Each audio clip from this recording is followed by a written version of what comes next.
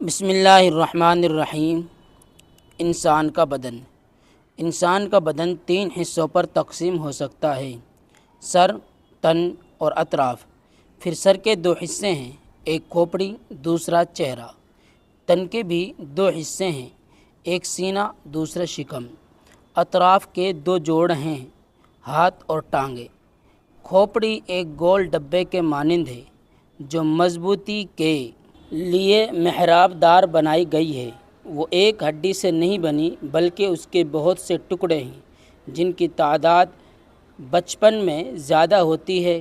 جس قدر عمر بڑھتی ہے وہ ہڈیاں جڑتی جاتی ہیں۔ ابتدائی جوانی میں کھوپڑی کی ہڈیاں 22 ہوتی ہیں، بڑھاپے میں مل ملا کر بہت کم رہ جاتی ہیں۔ کھوپڑی کے 2 خانے ہیں۔ پچھلے خانے میں ایک لوتھڑا سا بھرا ہوتا ہے جس کو دماغ یا بھیجا کہتے ہیں۔ دماغ ہی